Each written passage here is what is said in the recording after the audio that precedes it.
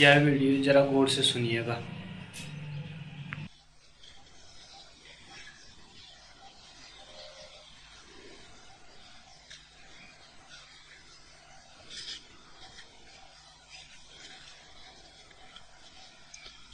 पहला प्रश्न,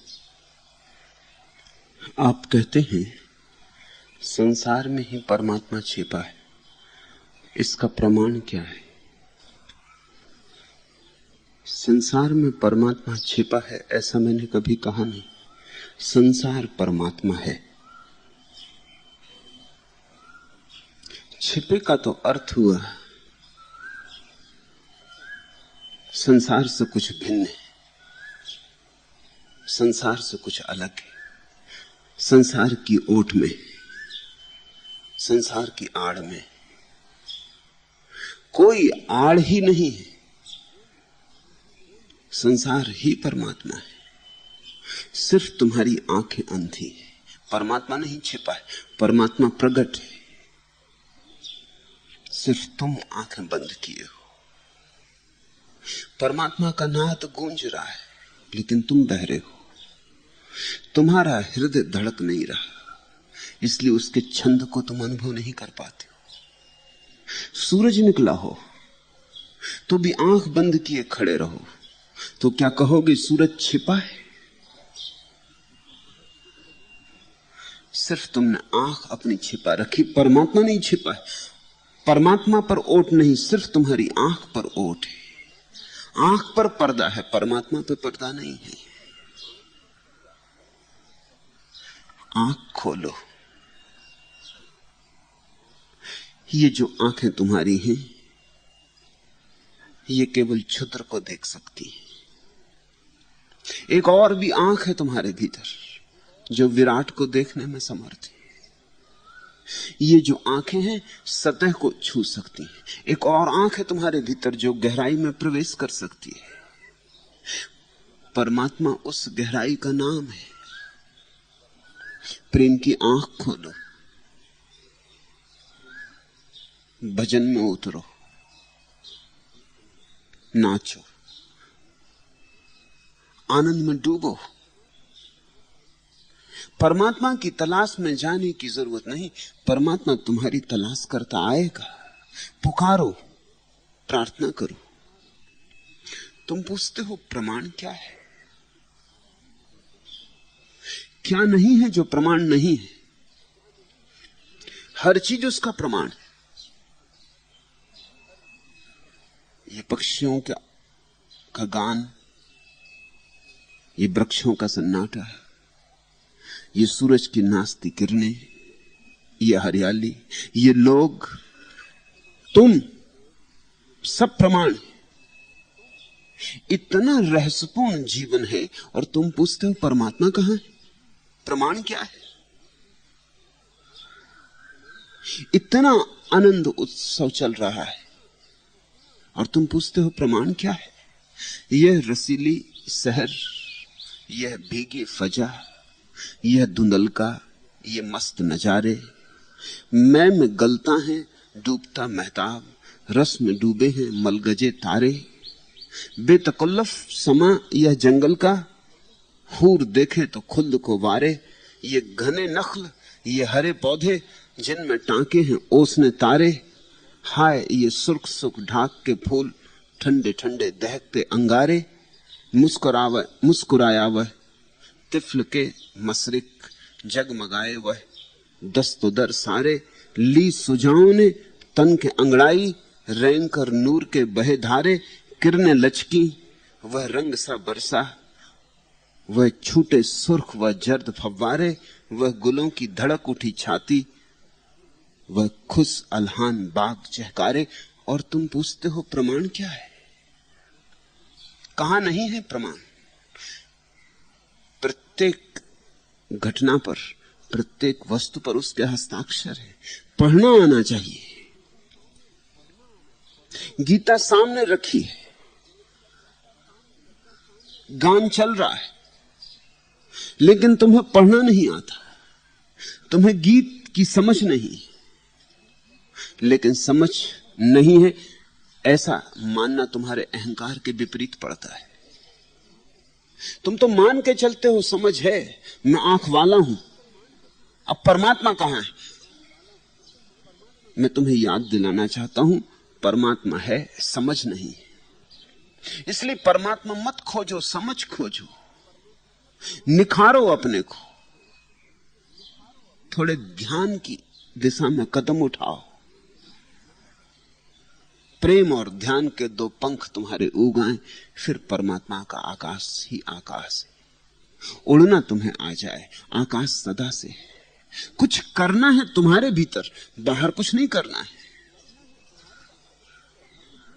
रामकृष्ण से किसी ने पूछा परमात्मा का प्रमाण क्या है? रामकृष्ण ने कहा मैं हूं। मैं भी तुमसे कहता हूं मैं हूं प्रमाण, और मैं तुमसे यह भी कहता हूं तुम भी हो प्रमाण। प्रमाण ही प्रमाण है, कण कण पर प्रमाण है और क्षण क्षण प्रमाण है। मगर प्रमाण को समझने की कला तुम्हें आती है। हम उतना ही समझ पाते हैं जितना हमारी समझने की पात्रता होती।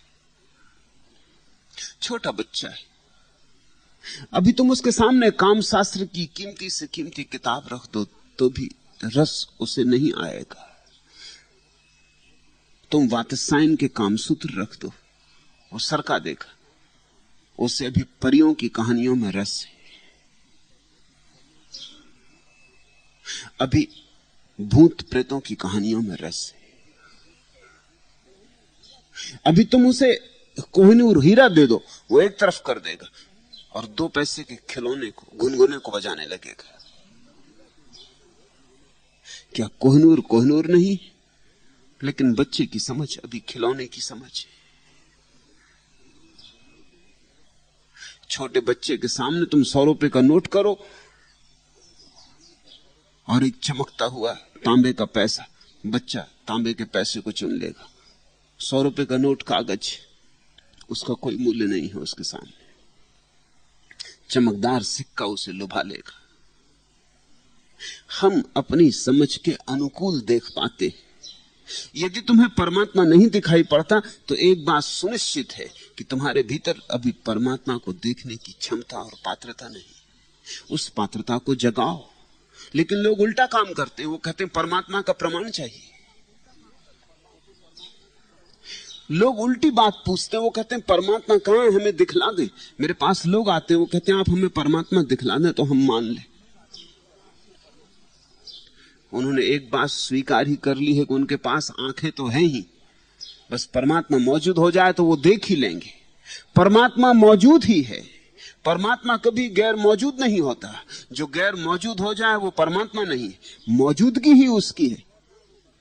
सारा अस्तित्व उसका है। अस्तित्व और परमात्मा दो नहीं है।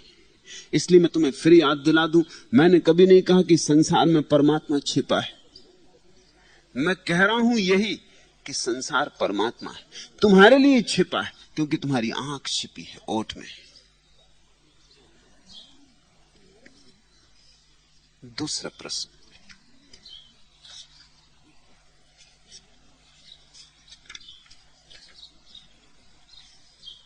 प्रश्न पूछने का दुस्साहस किया, इसके लिए क्षमा करें। आपकी ही कृपा अनुग्रह से हम लोग नेपाल से आए, मधुर उपदेश सुनने को मिला, यह हमारा अहोभाग्य। कल के प्रवचन के दौरान भगवान ने कहा कि एक ही क्षण में पूर्ण पाप कट जाते, लेकिन मैंने सुना है कि पूर्व जन्म का पाप या कहें प्रारब्ध भोगना पड़ता है। भगवान कृपया शंका दूर करें, भोगना चाहो तो भोगना पड़ता है, भोगना न चाहो तो कट सकता है, सब तुम पर निर्भर है। अगर हिसाबी किताबी हो तो भोगना पड़ेगा। तुमने हिसाब किताब रखा तो अस्तित्व भी हिसाब किताब रखता है।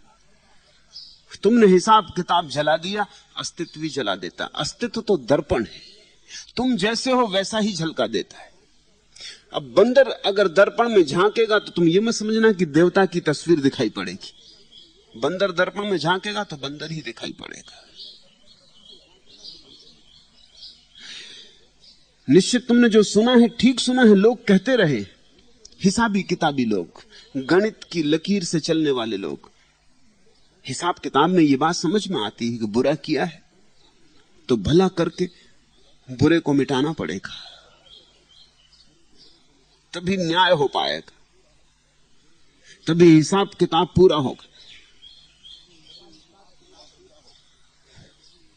इसलिए उनको लगता है कि जन्मों जन्मों तक बुरा किया, अब जन्मों जन्मों तक भला करेंगे, तब कहीं चुकतारा हो पाएगा। यह हिसाबी किताबी की दुनिया है। मैंने सुना है मुल्ला नसरुद्दीन का दादा मर रहा था, तो दादा ने अपने पोते को समझाते हुए कहा, नसरुद्दीन बेटा काम करो, बेकार फिरना अच्छा नहीं। जब मैं तुम्हारी उम्र का था तब मैंने एक फर्म में 6 रुपए महीने की नौकरी की थी और फिर 5 साल के बाद उतनी ही बड़ी फर्म का मालिक बन गया था। मुल्ला नसरुद्दीन ने हाथ मटका कर कहा, दादाजी वे जमाने लद गए, अब ऐसी धांधली नहीं चलती, हर जगह कायदे से हिसाब रखा जाता है।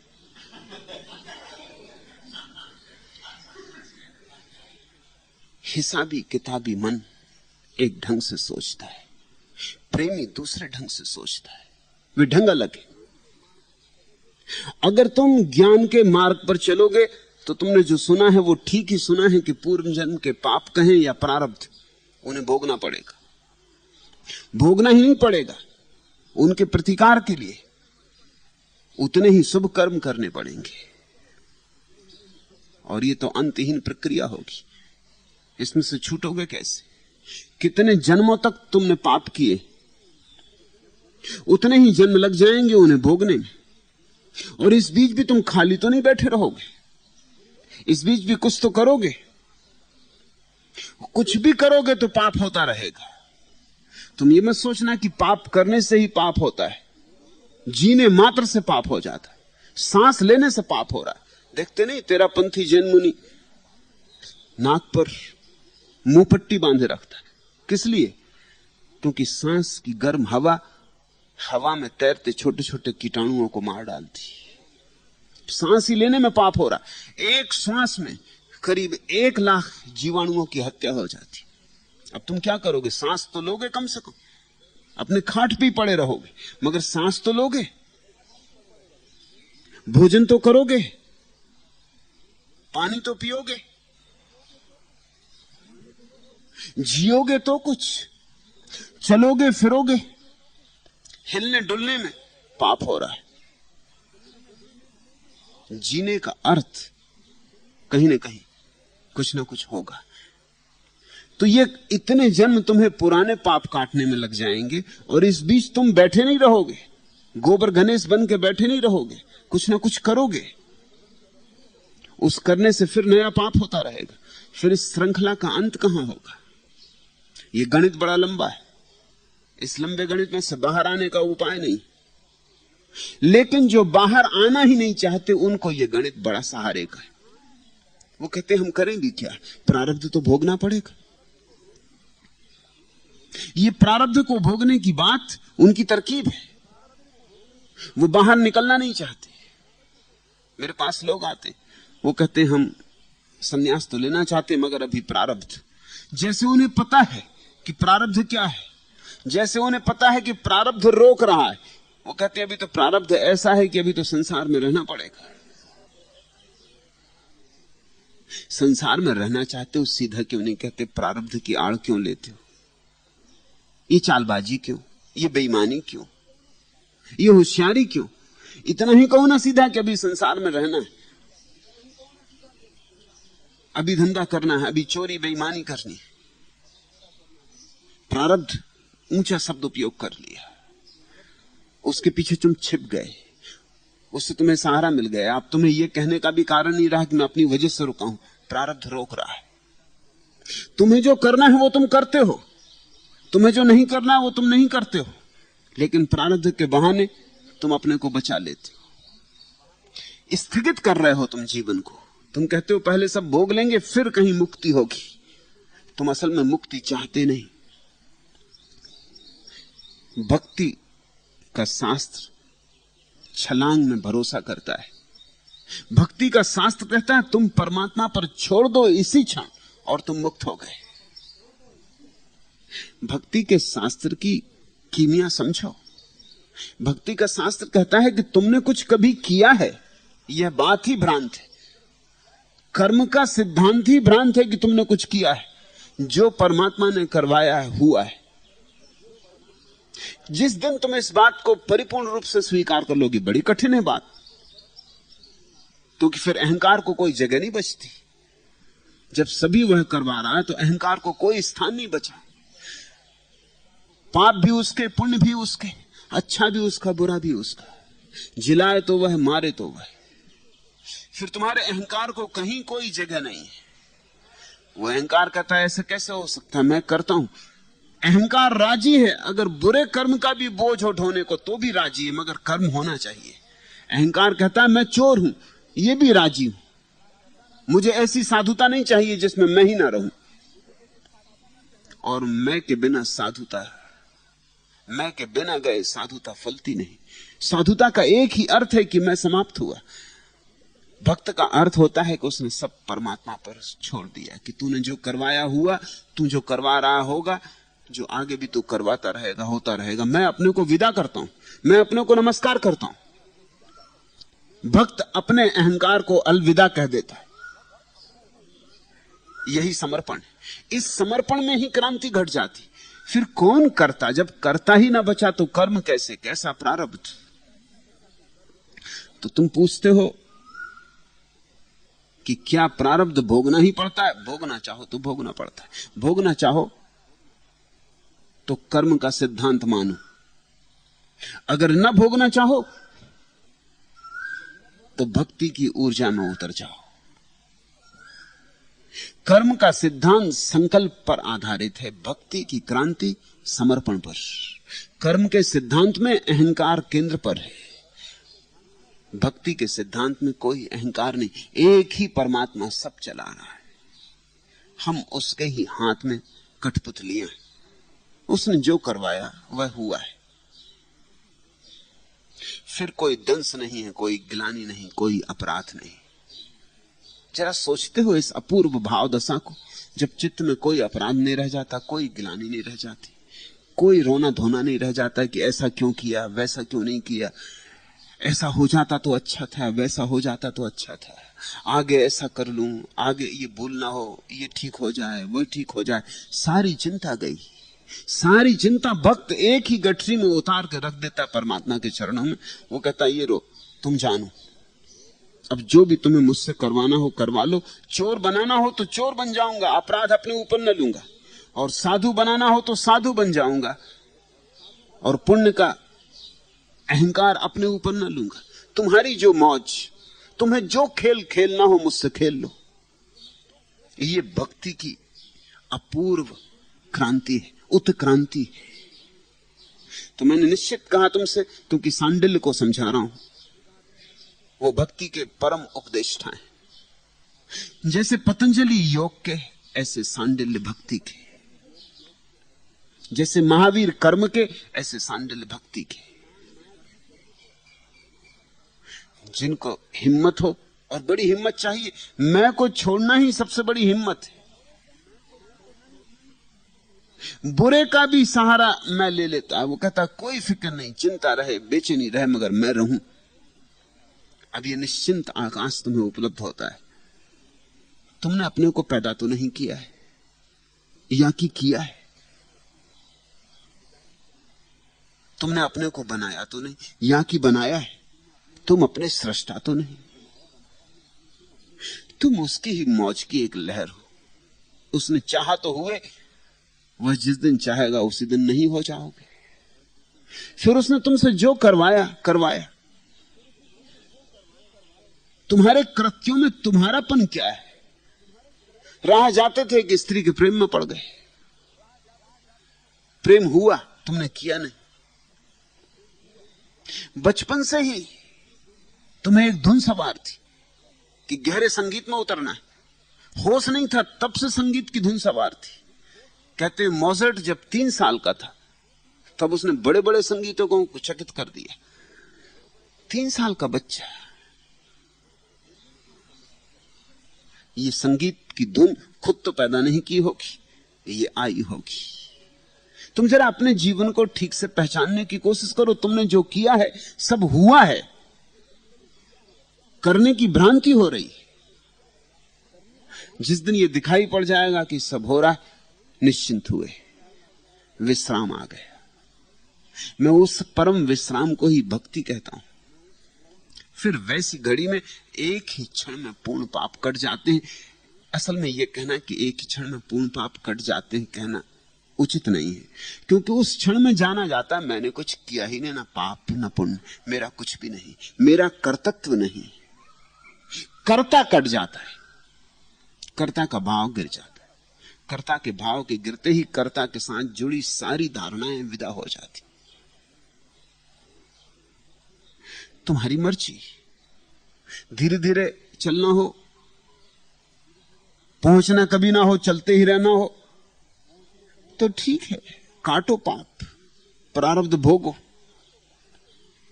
मगर वो जुम्मा प्रारब्ध पर मत छोड़ो। वो जुम्मा तुम्हारा है, प्रारब्ध तो तरकीब है, बहाना है। अगर मुक्त होना चाहो तो इसी क्षण मुक्ति के द्वार खुले।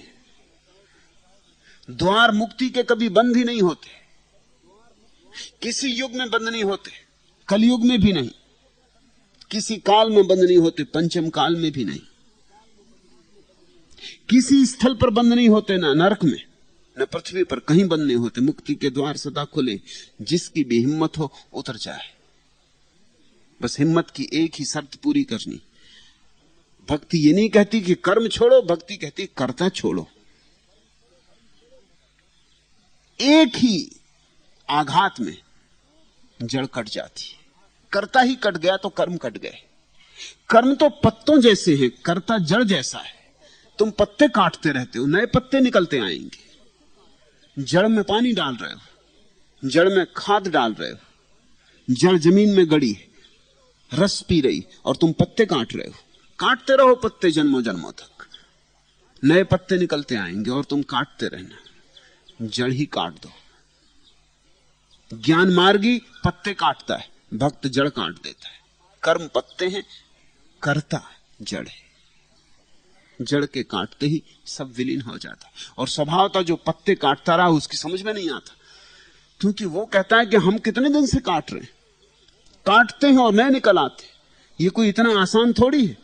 जो जड़ काटना जानता है वो कहता है एक क्षण में हो जाता है, एक कुल्हाड़ी की बात खत्म हो गई। ज्ञानी हंसता है, वो कहता है तुम समझ क्या रहे हो अपने आप को। इधर मैं कैंची लिए बैठा हूं, काटता रहता हूं, नए पत्ते निकलते आते हैं। बड़ा प्रारब्ध का लंबा जाल है। कहीं एक चोट में कटी, मगर वो कैंची लिए बैठा, उसे कुदाली का पता नहीं, उसे कुल्हाड़ी का पता नहीं, उसे जड़ का ही पता नहीं है। जड़ छिपी है, पत्ते प्रकट हैं, जड़ अप्रगट है। कर्म तो तुम्हारे दुनिया भर देख लेती, कर्ता कोई नहीं देख पाता। तुम ही बहुत खोज करोगे, अपने भीतर खोदोगे तो कर्ता पकड़ में आएगा। वो जड़ है और वो छिपा है भीतर और रस ले रहा है, और वहीं से पल्लव निकल रहे हैं, पत्ते निकल रहे हैं, शाखाएं निकल रही हैं, फूल निकल रहे हैं, जिंदगी चल रही। जीवन कर्ता के भाव से फैल रहा है। आवागमन छूट जाए इसी क्षण अगर तुम जड़ काट दो।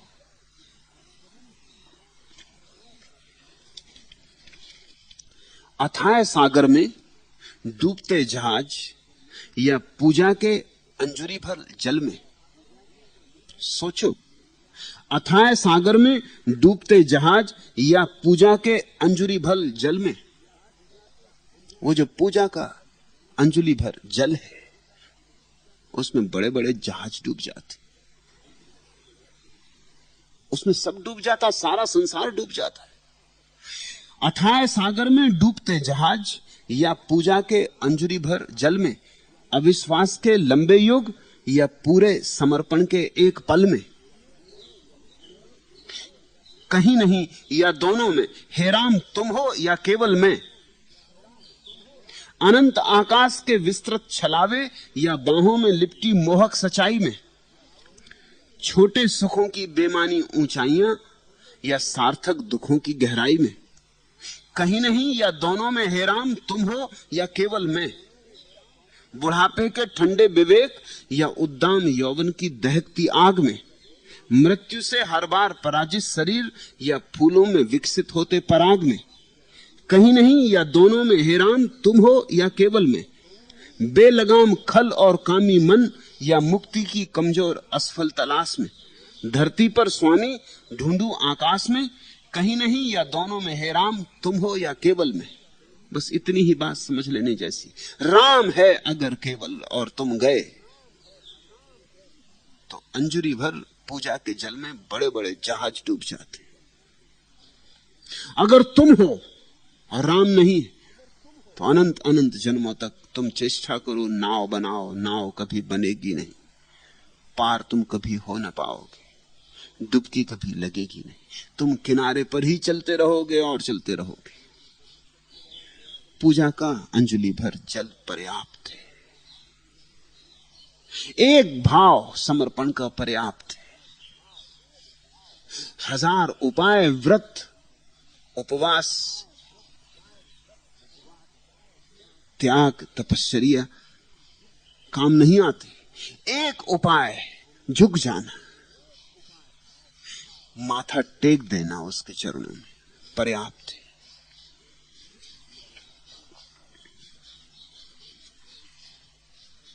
तीसरा प्रश्न, मैं 55 वर्ष का हूं,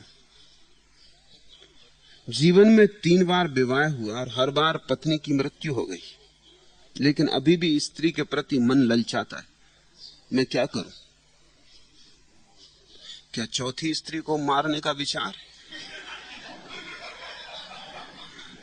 अब तो जागो। परमात्मा ने 3-3 बार इशारा किया, तुम्हारे इस कारण 3 स्त्रियां विदा हो गईं और तुम अभी भी ललचा रहे हो। चौथी पे नजर खराब है। एक समय है तब सब सुंदर है, अब तुम 55 के हुए, अब कुछ और भी करोगे या यही घरघूले बनाते रहोगे? और तुम सौभाग्यशाली हो, तुमने तो 3-3 बार झंझट ली, परमात्मा ने तुम्हें 3-3 बार झंझट से बाहर कर दिया। तुम स्वाभाविक सन्यासी हो, अब और क्यों झंझट में पड़ते हो?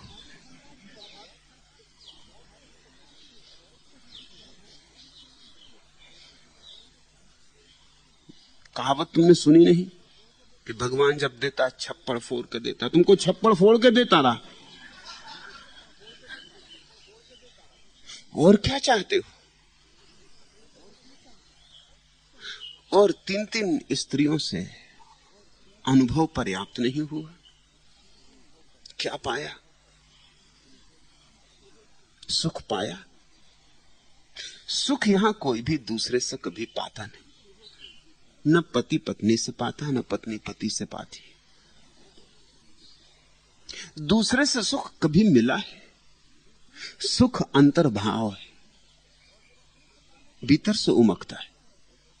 और जो अपने से पा लेता है वो पत्नी से भी पा लेता है, बेटे से भी पा लेता है, पिता से भी पा लेता है, मां से भी पा लेता है, और कोई भी नहीं होता तो अकेले में भी पाता रहता है, उसके भीतर ही उमग रहा है। और जो अपने से नहीं पा सकता वो किसी से भी नहीं पा सकता। जो तुम्हारे भीतर नहीं है उसे तुम किसी से भी पा ना सकोगे। जीसस का प्रसिद्ध वचन, जिनके पास है उन्हें और दिया जाएगा, और जिनके पास नहीं है उनसे वह भी छीन लिया जाएगा जो उनके पास है। भीतर सुख चाहिए, भीतर शांति चाहिए, भीतर उल्लास चाहिए, बस फिर और बढ़ता जाता है, फिर हर हालत में बढ़ता है। साथ रहो, संग रहो, अकेले रहो, बाजार में रहो, भीड़ में रहो, कहीं भी रहो, घर में रहो, घर के बाहर रहो, मंदिर में रहो, जहां रहना हो रहो, भीतर सुख बढ़ता है तो बढ़ता चला जाता है। खोजना वहां है। जब तक तुम दूसरे में सुख खोज रहे हो तब तक तुम भ्रांति में पड़े हो। दूसरा तुम में खोज रहा है, तुम दूसरे में खोज रहे हो, दोनों भिखमंगे हो। न उसके पास हो, उसके ही पास होता तो तुम में खोजने आता। ये 3 स्त्रियां जो तुम्हें खोजती चली आई और मारी गई। इनके पास सुख होता तो तुमको खोजती।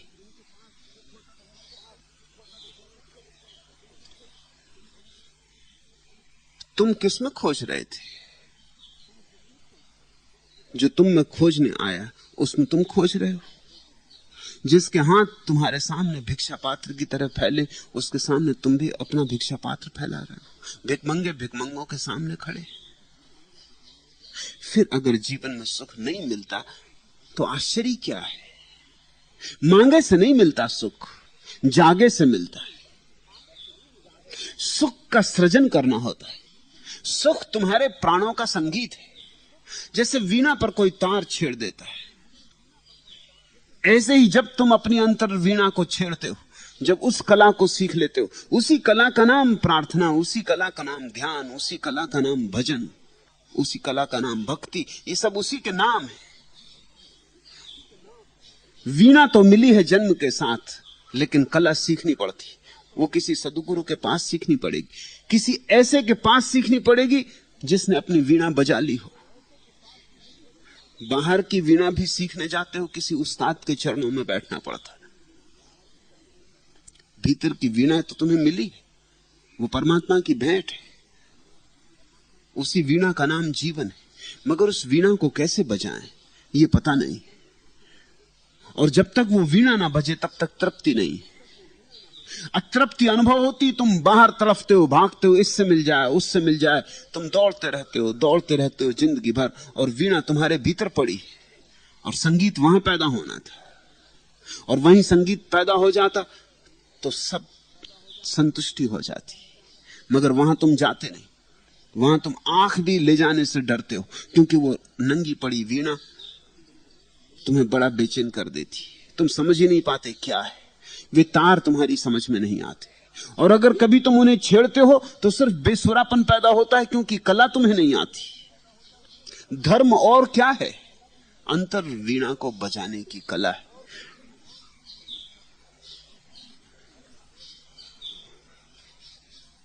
तीन तीन बार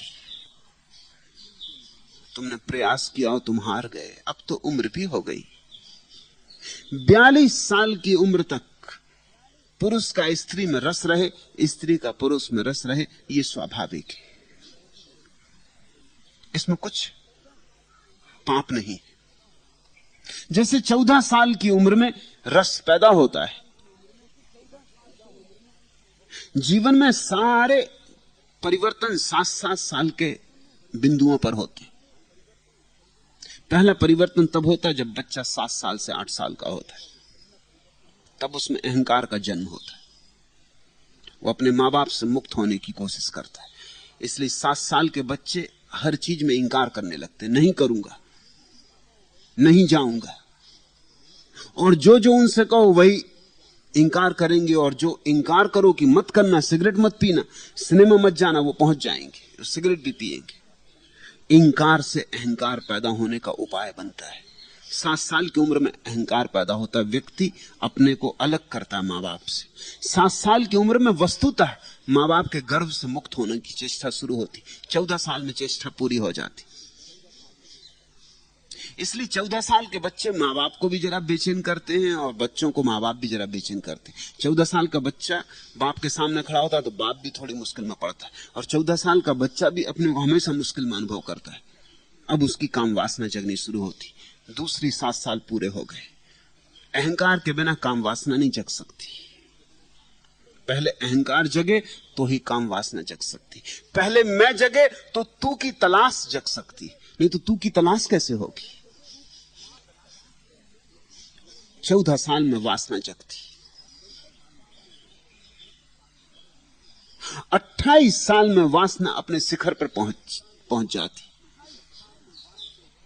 14 साल में जगती है, 21 साल में परिपक्व होती है, 28 साल में अपने शिखर पर पहुंच जाती है, 35 में साल में ढलान शुरू हो जाता। 35 साल में जिंदगी का आधा हिस्सा आ गया।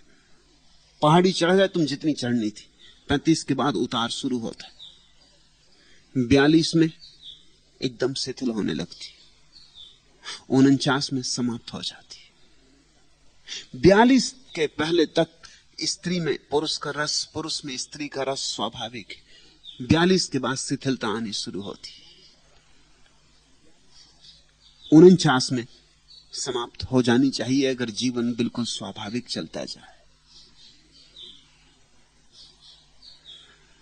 49 के बाद एक नया अस्तित्व का चरण उठता है। जैसे 1 से 7 तक अहंकार को पाला था, ऐसे ही 49 से 56 तक अहंकार का विगलन शुरू होता है। यही क्षण है जब आदमी धार्मिक होने की चेष्टा में संलग्न होता है। 56 से लेकर 63 तक अहंकार शून्य हो जाना चाहिए और 63 से 70 तक निरअहंकार जीवन होना चाहिए। अगर 70 वर्ष में हम जीवन को बांट दें तो जैसे पहले से 7 साल तक निरअहकार जीवन था, ऐसे ही फिर 63 से 70 तक निरअहकार जीवन हो जाना चाहिए। समाधिस्थ का जीवन, मृत्यु की तैयारी, परमात्मा से मिलने का उपाय। अब तुम कहते हो तुम 55 के हुए, अब समय गंवाने को नहीं, ऐसे ही काफी समय गंवा चुके हो। और 3 बार संयोग की बात थी कि स्त्रियां उदार मना थीं, छोड़ के चली गई। अब चौथी भी इतनी उदार मना होगी, कुछ कहा नहीं जा सकता।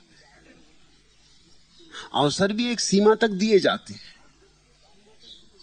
बार बार मिलते ही रहेंगे, इतना भी भाग्य पे भरोसा मत करो। और ध्यान रखो, समझदार आदमी दूसरे के अनुभव से भी सीख लेता है और नासमझ अपने अनुभव से भी नहीं सीख पाता। तुम्हें मिला क्या है,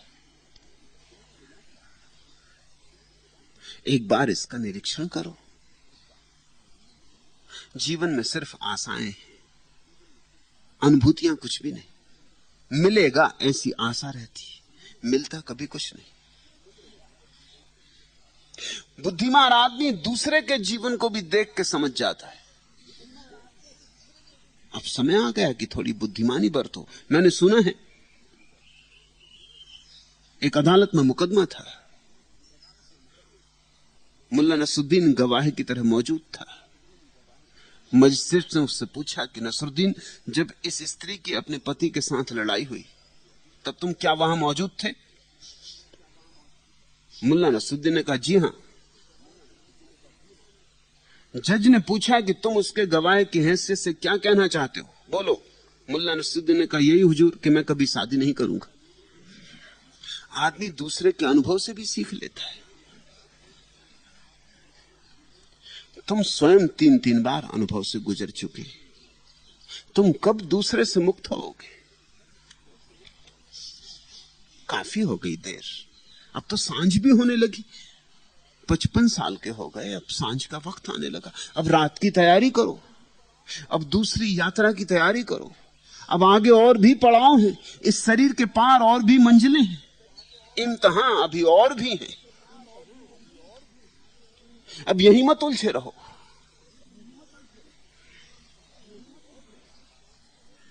अब ये जो चित्त बार बार अभी भी स्त्री के तरफ जा रहा है, ये जाता रहेगा अगर तुमने ध्यान में ना लगाया।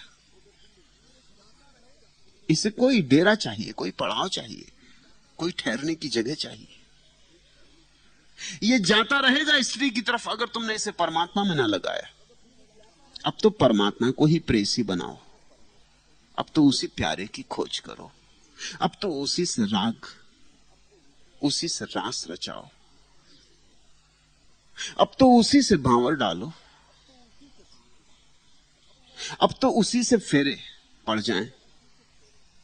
उससे पड़े फेरों का कभी फिर अंत नहीं होता, उससे ही साथ हो जाए। अब तो विवाह उसी से कर लो। कबीर कहते हैं, मैं राम की दुल्हनिया। अब तो कुछ ऐसा करो। इस संसार में 3-3 बार तुमने रास रचाना चाहा, नहीं रच पाया। 3-3 बार भांवरें पड़ी और टूट टूट गई। 3-3 बार साथी खोजा और साथी खो गया। अब तो उसे खोजो जो कभी खोता नहीं, जो मिला सो मिला। धन्यवाद दो 3 पत्नियों को, नहीं तो एक ही डुबाने को काफी थी।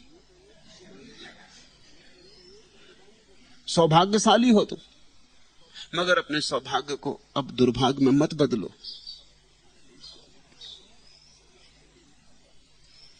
और ध्यान रखना कि मैं किसी को असमय में नहीं कहता कि कोई छोड़ के भाग जाए, लेकिन तुमसे तो कहूंगा। अगर यही बात कोई और मुझसे पूछता, कल ही रात किसी युवक ने पूछी, अभी उम्र होगी कोई 28 साल की, कि ब्रह्मचर्य का भी मन में बड़ा भाव उठता है और काम वासना भी उठती, मैं क्या करूं? मैंने उससे निश्चिंत कहा कि तू अभी काम वासना में जा, अभी ब्रह्मचर्य को रहने दे। लेकिन तुमसे मैं ये ना कह सकूंगा, इसलिए ध्यान रखना मेरे वक्तव्य विरोधाभासी होंगे बहुत बार। अब कल तुम कभी इसको किसी किताब में पढ़ोगे कि मैंने किसी को कहा है कि ब्रह्मचर्य की फिक्र छोड़, अभी तू काम वासना में जा। तुम इसे अपने लिए मत समझ लेना। ये किससे कहा है, किसके संदर्भ में कहा है, वो स्मरण रखना। अगर ये युवक अभी भाग जाए, भागना चाहता है, तो पछताएगा, और पीछे जब कोई पछताता है तो बड़ी मुश्किल हो जाती। जब समय है किसी जीवन की अनुभूति में उतरने का, तब उतर जाना उचित है, क्योंकि फिर पीछे उतर भी ना सकोगे और बिना उतरे अटके रह जाओगे। मैंने सुना है एक पहाड़ी की चोटी पर एक जोगी रहता था। वह जवान था, स्वस्थ और सुंदर शरीर का मालिक था, मगर उसने शरीर का ख्याल त्याग दिया था, दुनिया को भी त्याग दिया था, ऐस आराम को त्याग दिया था, पत्नी बच्चों को छोड़कर पहाड़ पर भाग आया था। वह दिन भर भगवान की लौ लगाए समाधि में बैठा रहता था, आंखें भी नहीं खोलता था।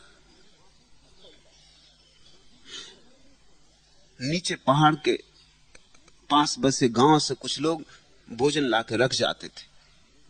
जब कोई वहां ना होता, चुपचाप भोजन कर लेता, फिर अपनी लौ में लग जाता। एक दिन एक जवान औरत उस पहाड़ी की चोटी पर आई। जोगी ने उसे देखा। औरत कोई सुंदर नहीं थी, पर जवान थी। पूछा योगी ने, कहो कैसे आना हुआ? उस स्त्री ने कहा, मैं जोगी जी को देखने आई हूं।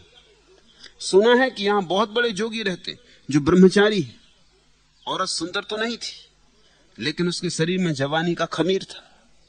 उसकी आवाज में शहद और शराब घुले हुए थे। जोगी ने उसकी तरफ ध्यान से देखा और उसकी आंखों से 2 आंसू टपके, और उसने जवाब दिया कि तुम थोड़ी देर करके आई, पहले यहां एक जोगी ब्रह्मचारी रहते थे, अब नहीं रहते। तुम क्या आई? जोगी ब्रह्मचारी जा चुके। एक उम्र है, असमय में कुछ भी ना करो। तुमसे तो मैं कहूंगा कि 55 काफी समय हो गया, कौन जाने कितने थोड़े से दिन बचे हों जिंदगी के। अब उन्हें भजन में लगाओ।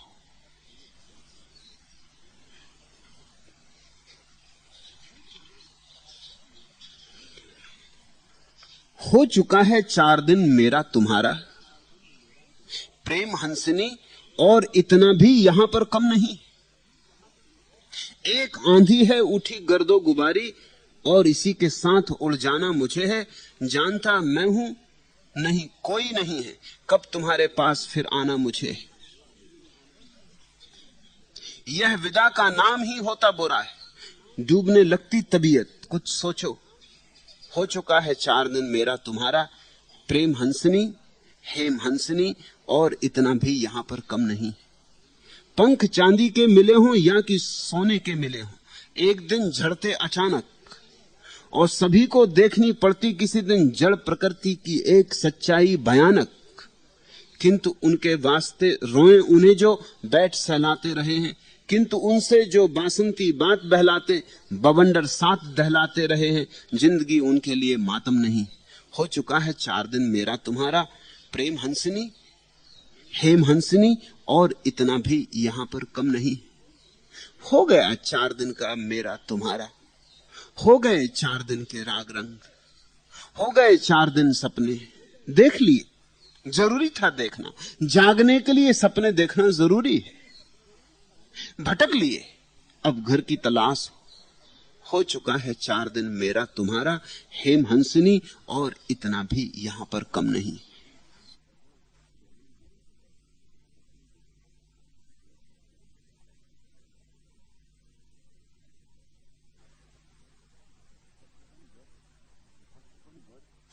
पचपन वर्ष लंबा समय, बहुत तो गुजारा है, थोड़ी बची।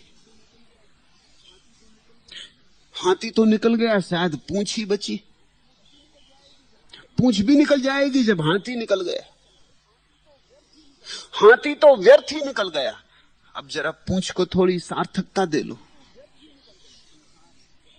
संसार की आपाधापी में, दौड़धाप में, वासना में, इच्छा में, महत्वाकांक्षा में सिर्फ गमाना ही गमाना है, पाना कुछ भी नहीं।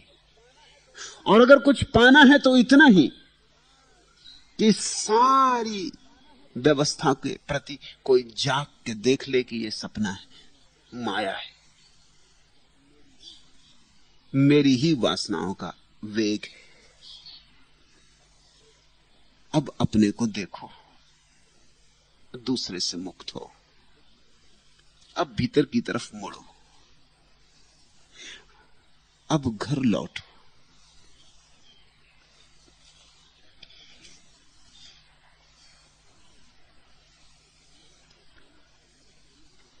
चौथा प्रश्न, आपके सानिध्य में मेरा जीवन इतना बदल रहा है कि मैं जन्मों जन्मों तक भी इस ऋण से मुक्त नहीं हो सकती। मेरा मौन भी गहराता जा रहा है, लेकिन मेरे मौन से मेरे स्वजनों को मेरे ऊपर उदासी उतरती नजर आती है, क्योंकि मैं उनके साथ नहीं रहती।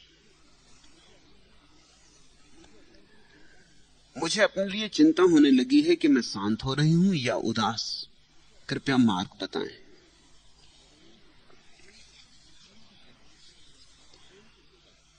शांति जब आती है तो बहुत कुछ उसका रंग ढंग उदासी का होता है, उदासी से उसका थोड़ा तालमेल है।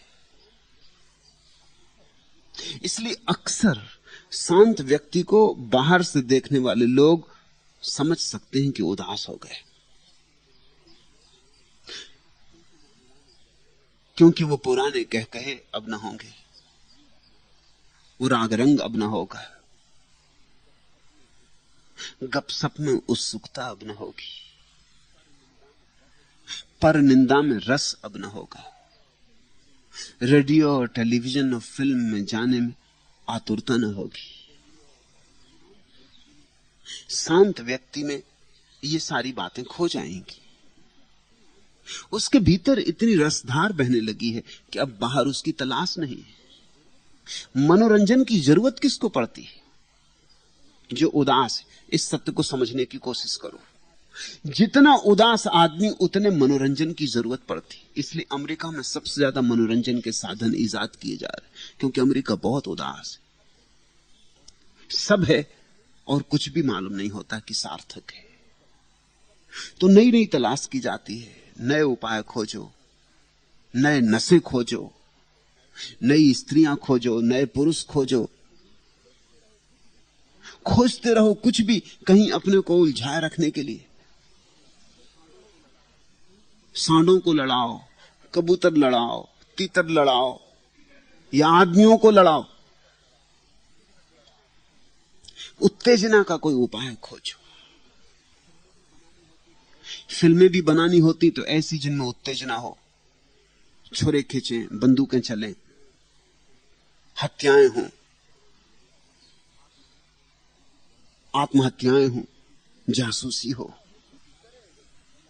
किसी तरह मुर्दा होते आदमी को थोड़ी सी ललक आए, वो जरा रीढ़ को सीधा करके फिल्म देखते वक्त बैठ जाए और देखने लगी कि हां कुछ हो रहा है, कि जिंदगी में कुछ हो रहा है। एक स्त्री से थक गए, अब दूसरी स्त्री खोज लो, थोड़ी देर को तो ललक रहेगी, फिर से हनीमून हो जाए, 2-4 दिन फिर से ज्योति आ जाए, लगे कि हां कुछ हो रहा है, जिंदगी बेकार नहीं। एक धंधा करते करते थक गए, धंधा बदल लो, जुआ खेल लो, दांव पर लगा दो रुपए। जब दांव पे आदमी रुपए लगाता तो पता नहीं जीतेगा कि हारेगा, चित्त ठहर जाता है, एक क्षण को सब भूल जाता है, जिंदगी की उदासी, बेचैनी, बोरियत सब भूल जाता है। एक क्षण को एकदम ताजा हो जाता है कि पता नहीं क्या होने जा रहा है। लोग खतरे उठाने जाते हैं, पहाड़ चढ़ते हैं, सागर तैरते हैं, सिर्फ इसीलिए कि किसी तरह से ये जो बोरियत चारों तरफ लद गई, इससे थोड़ी देर के लिए छुटकारा हो जाए। मनोरंजन की तलाश दुखी और उदास आदमी करते हैं। जो आदमी दुखी नहीं है, उदास नहीं है, वो मनोरंजन की तलाश नहीं करता। ये बड़ी उल्टी बात है।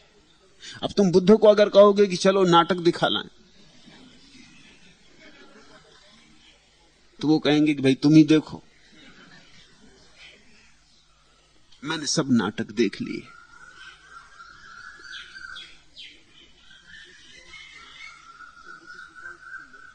तुम बुद्ध को कहोगे कि नर्तकी नाचने आई,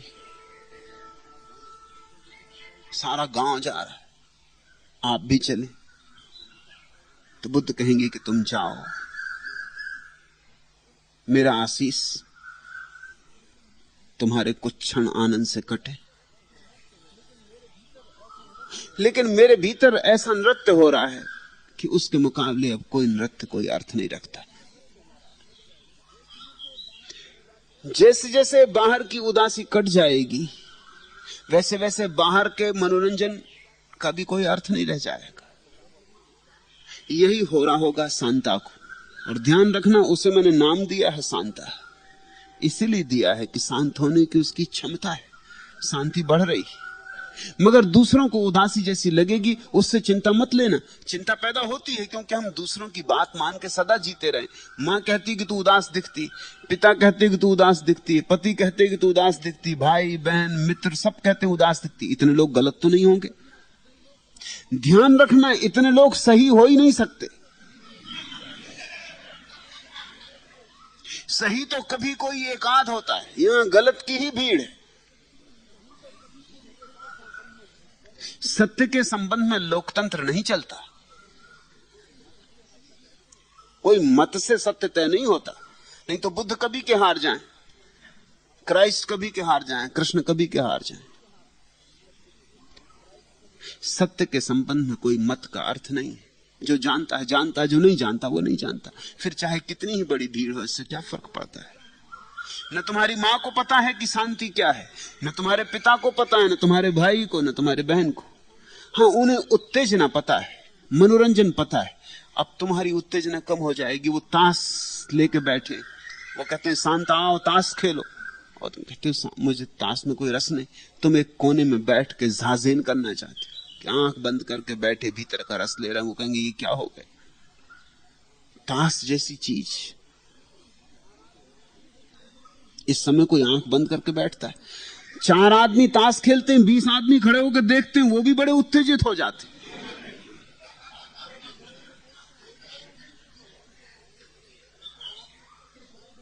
एक एक आदमी के पीछे 4-4 आदमी खड़े हो जाते। दांव कोई लगा रहा है मगर वो भी उसमें हिस्सेदार हो जाते, जैसे उनका भी दांव लगा हुआ है। वो भी सलाह मशविरा देने लगते।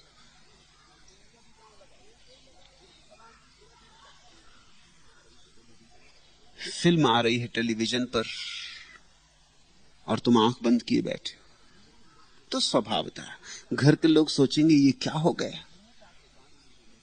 भिन्नता के कारण उन्हें लगेगा उदास हो गई शांता। उनकी चिंता मत करना। उनका प्रेम है, लगाव है, आसक्ति है। समझ उनमें नहीं है, आसक्ति उनकी है। और जब समझ नहीं होती तो आसक्ति बड़ी खतरनाक होती। वो तुम्हें खींचने की कोशिश करेंगे, वो तुम्हें हर तरह से बाहर लाने की कोशिश करेंगे, शुभेच्छा से। उनकी इच्छा यही है कि उदासी टूट जाए। ये कहां की झंझट आ गई? ये भली चंगी बेटी हंसती थी, नाचती थी, गाती थी, गहनों में रस था, घंटों दर्पण के सामने खड़ी रहती थी। अब इसने गहरे वस्त्र पहन ली, अब इसको वस्त्रों में रस नहीं। नहीं तो रोज सांझ को जाती थी एमजी रोड। लोग शॉपिंग करें या ना करें, फिर भी जाते शॉपिंग को। ऐसा देखते ही निकलते जाते। दुकानों में जो साड़ियां सजी उनको देख देख के भी बड़े मगन होते। अब ये एक रंग का कपड़ा दे दिया, अब इसमें कुछ उपाय ना रहा बदलने का। घर के लोगों को लगेगा ये क्या हो गया, अभी तो जवान, अभी तो उत्सुकता लेनी थी, अभी तो और रंग की नई साड़ियां बाजार में आ रही हैं, रोज रोज नए ढंग के वस्त्र बन रहे हैं। बेटी को कुछ हो गया, वे चिंता करेंगे, वे खींचने की कोशिश करेंगे। उनसे सावधान रहना, उनकी आसक्ति खतरनाक है। और तुम्हारी भी पुरानी आदतें पड़ी हैं जिंदगी भर की, वे भी तुमसे कहेंगी कि तुझे हो क्या गया। तेरा ही मन तुझसे कहेगा कि तुझे हो क्या गया, उदास क्यों हो गई, अब फिल्म क्यों नहीं, नाटक क्यों नहीं। तो न केवल बाहर से लोग कहेंगे, तुम्हारा मन भीतर से भी कहेगा कि कुछ गड़बड़ हो गई, क्योंकि जो नई घटना घट रही है उसका मन को कुछ पता नहीं है। सन्यास की क्रांति है मनोभंजन, मनोरंजन नहीं, मनोभंजन। इन दो शब्दों को याद रखना। मनोरंजन का अर्थ होता है किसी तरह मन को खिलौने दे के समझा दो, फिर एक तरह के खिलौने बासे पड़ जाएं, फिर दूसरे तरह के खिलौने दे दो, बस उलझाए रहो मन को। मनोरंजन यानी उलझा रहो। मनोभंजन का अर्थ होता है देखो सत्य को और मन को विदा दे दो, मन को छोड़ ही दो। उस अमन की दशा में समाधि फलित होती, उसके पहले कदम उठने शुरू हुए। यह शांति ही है, इसमें जरा भी चिंता की जरूरत नहीं।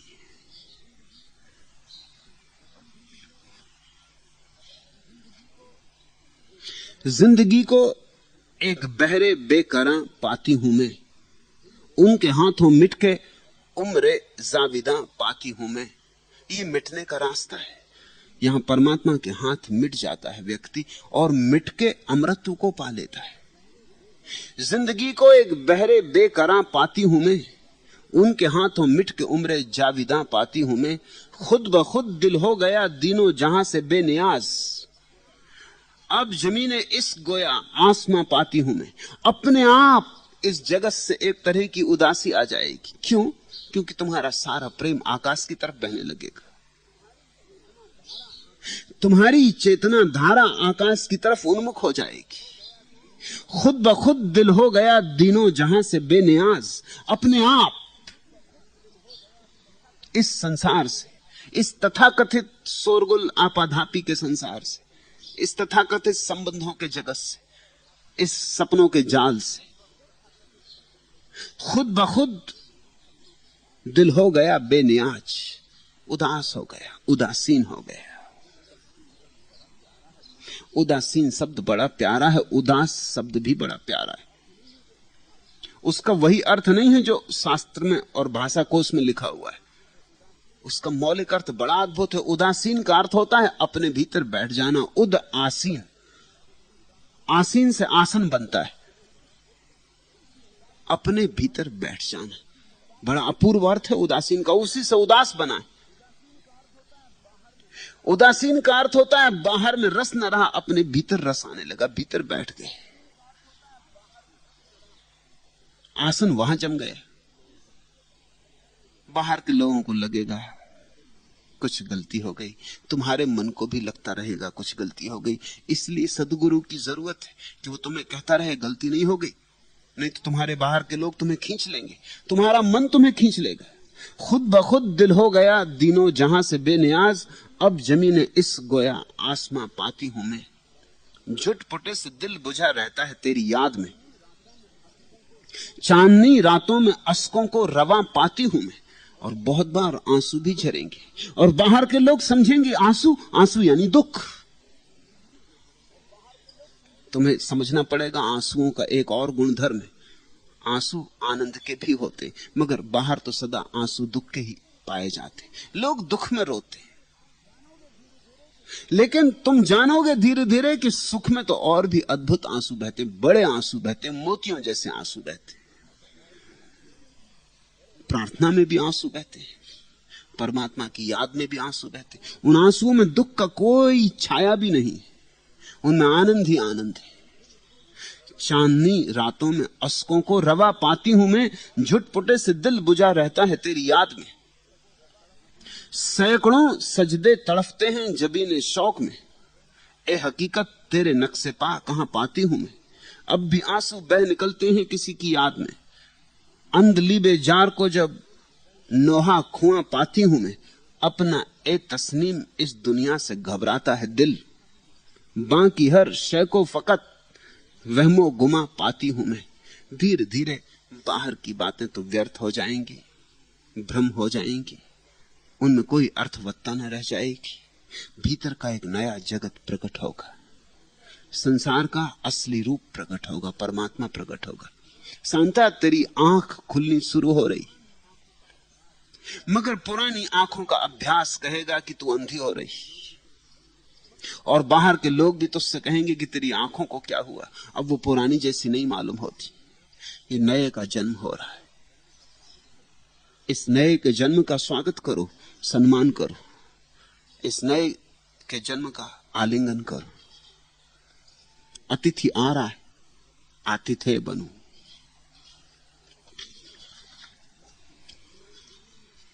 पांचवा प्रश्न, हमारे केंद्र में 3 साधक साक्षी के मार्ग पर गतिमान हैं, उनमें से एक मैं भी हूं। मैं इन लोगों से कहता हूं कि जब हमारे लिए कोई भी ध्यान मैं इन लोगों से कहता हूं कि अब हमारे लिए कोई भी ध्यान करने की जरूरत नहीं, अब तो होश पूर्वक सदा सब काम करना ही ध्यान है। लेकिन अन्य 2 मित्रों का कहना है कि नटराज ध्यान करने से होश और भी बढ़ेगा। मैंने सब ध्यान बंद कर दिया है, कृपा कर इस दिशा में हमारा मार्गदर्शन करें। पूछा है सागर के स्वामी सत्यभक्त ने। सत्यभक्त, तुम में मैं मूढ़ता को रोज रोज बढ़ते देख रहा हूं।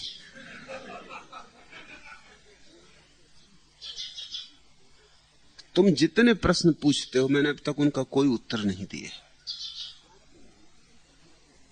जान के ही नहीं दिया कि तुम्हारे प्रश्न सिर्फ तुम्हारे अहंकार से आ रहे हैं, जिज्ञासा से नहीं। अभी तुमने ध्यान किया भी नहीं है, छोड़ने की तैयारी हो गई, सीढ़ी चढ़े ही नहीं हो अभी, मगर अहंकार बड़ा चालबाज है।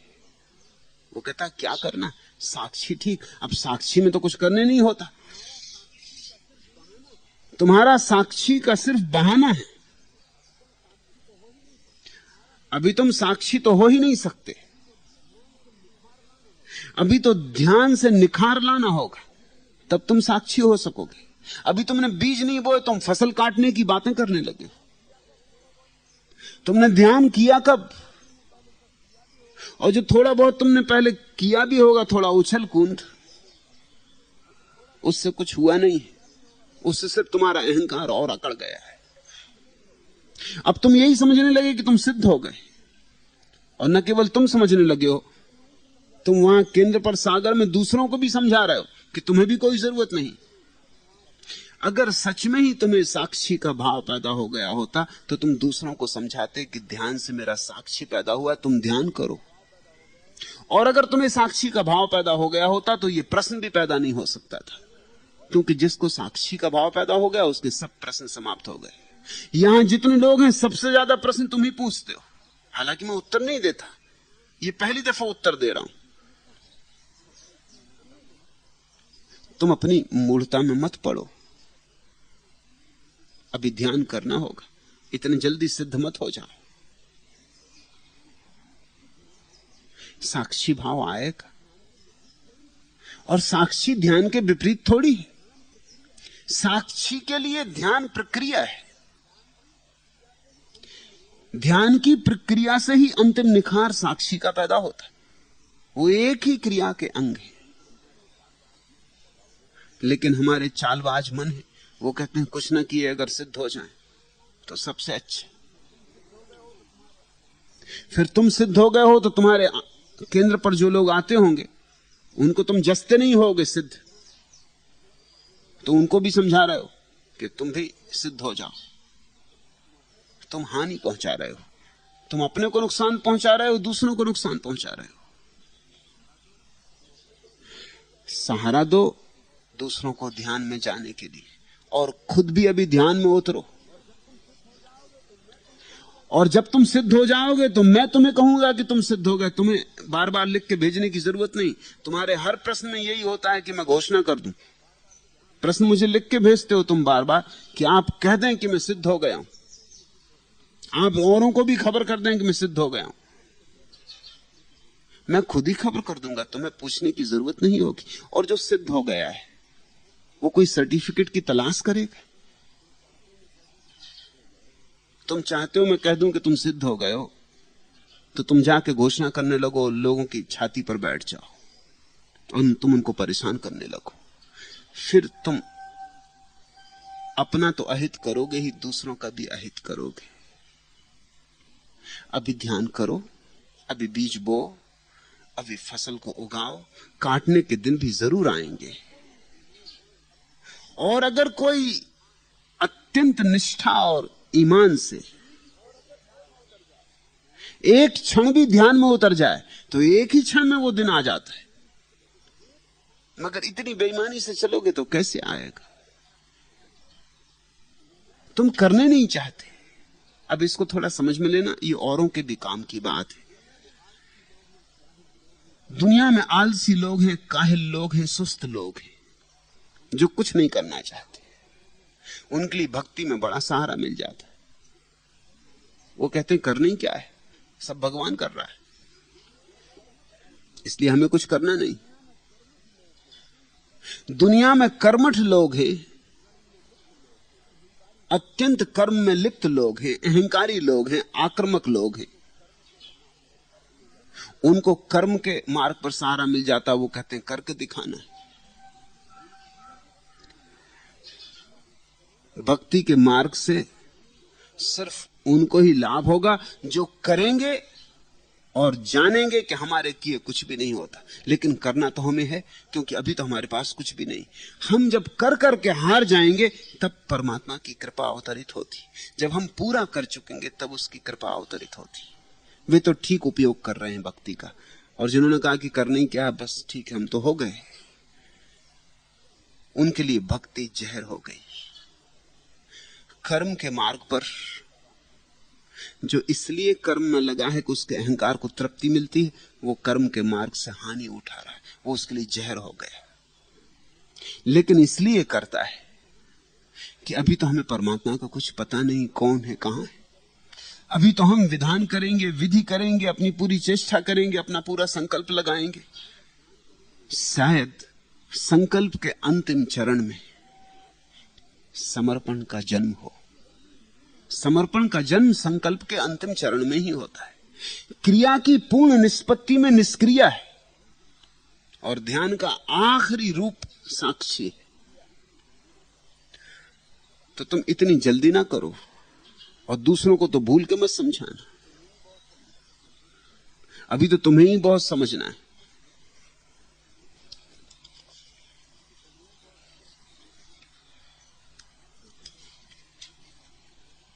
छठवां प्रश्न, आपके सन्यासी धीरे धीरे संसार में फैल रहे, उनकी संख्या दिनों दिन बढ़ रही।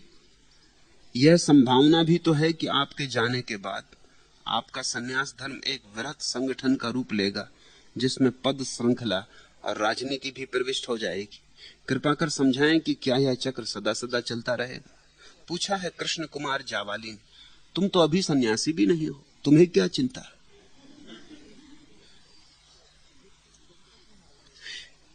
फिर तुम कब तक यहां रहने का इरादा रखते हो?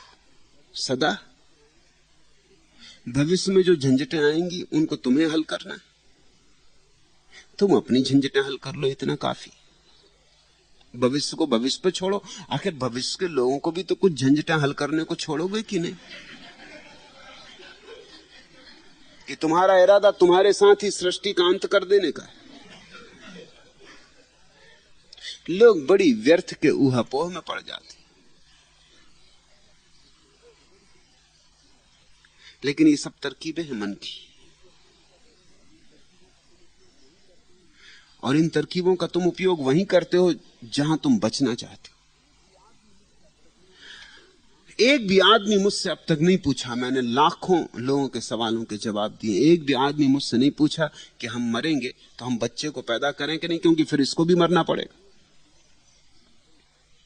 एक आदमी नहीं पूछा। ये लोग बच्चे पैदा किए चले जाते, कोई नहीं पूछता ये कि इसको भी झंझटें आएंगी जो हमको आई, तो झंझटें हली क्यों ना कर दें, इसको पैदा ही ना करें। कोई भी नहीं पूछता कि जब मृत्यु होने ही वाली है आगे, क्या आगे भी मृत्यु होती ही रहेगी? अगर आगे भी मृत्यु होती रहेगी तो बच्चे को पैदा क्यों करना, क्योंकि फिर ये मरेगा। नहीं, बच्चे तुम्हें पैदा करने, तुम ये प्रश्न नहीं पूछते। लेकिन संन्यास लेने में तुम्हें डर है, डर को छिपाने के लिए नए नए बहाने खड़े करते। अब ये भी खूब अद्भुत प्रश्न है। ये प्रश्न ये है कि आपके चले जाने के बाद, अभी मैं यहां हूं, कोई मैंने ठेका लिया दुनिया का मेरे चले जाने के बाद कि दुनिया में कोई समस्या नहीं बचने देंगे। समस्याएं उठती रहेंगी, जन्म के साथ मृत्यु आती रहेगी। और जब भी धर्म की कोई नई अवधारणा पैदा होगी, संगठन पैदा होंगे, चर्च बनेगा, संप्रदाय बनेगा, और सब रोग आएंगे जो सदा आते रहे।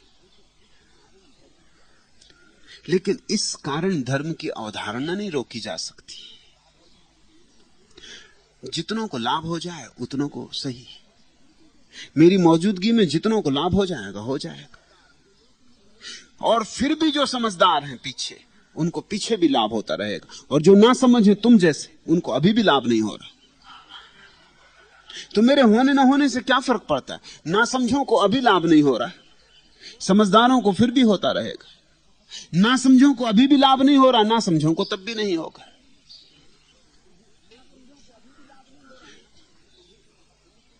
कृष्ण कुमार, तुम्हें अपनी चिंता है या सारे जगत की चिंता है?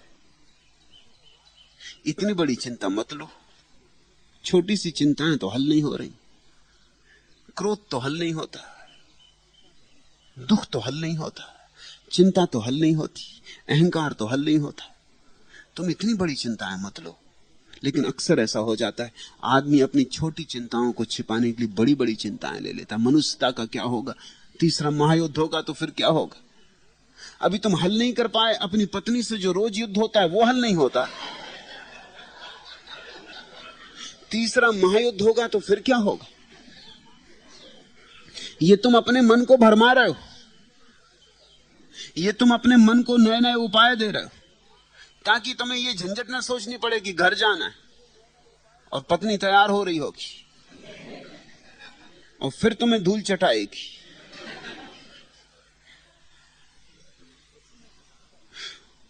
उस छोटी सी चिंता को हल नहीं कर पाते हो तो बड़ी चिंताएं खड़ी कर लेते हो। मुल्ला नसरुद्दीन से मैंने एक दिन पूछा कि तेरी कभी अपनी पत्नी से कोई झंझट होती? क्योंकि मैं झंझट देखता नहीं। उसने कहा कभी झंझट नहीं होती, क्योंकि जिस दिन मेरी शादी हुई उसी दिन हमने एक तय कर लिया कि बड़ी बड़ी समस्याएं मैं हल करूंगा, छोटी छोटी समस्याएं तू हल कर। ये तो तूने बड़ा अच्छा उपाय किया, लेकिन कौन सी समस्याएं छोटी कौन सी बड़ी? मुल्ला ने कहा यह आप ना पूछे तो ठीक है, क्योंकि जैसे तीसरा महायुद्ध होगा कि नहीं, इसको मैं हल करता हूं। और बच्चे को किसी स्कूल में पढ़ने भेजना है, इसको वो हल करती। किस सिनेमा जाना है आज, ये वो हल करती। इजराइल किसके पास होना चाहिए, ये मैं हल करता हूं।